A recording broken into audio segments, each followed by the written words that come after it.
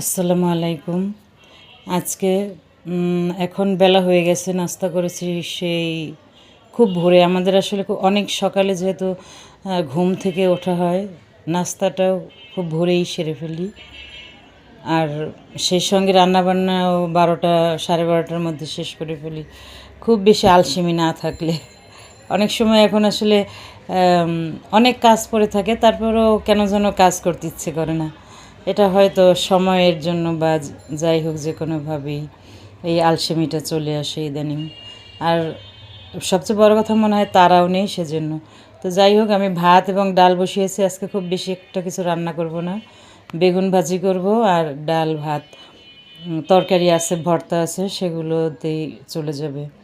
তো আজকে আমার এই মিনি বাগানটার সঙ্গে আপনাদেরকে পরিচয় করিয়ে দেব।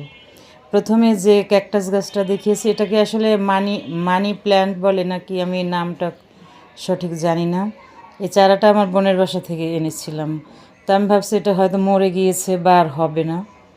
তো বেশ 7-8 মাস পরে এটা থেকে আবার নতুন চারা গজিয়েছে, দেখে খুব ভালো লেগেছে।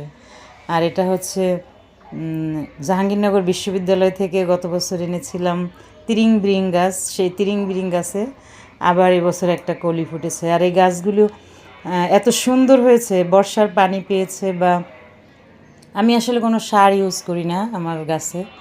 ডিমের খোসা বা এই কলার খোসা এ ধরনের জিনিসপত্র দিয়ে থাকে, এ ধরনের যে জৈবিক সার, এগুলোই দিই। সারও করি না, ওটা জাস্ট নিয়ে টবের সামনে রেখে দিই।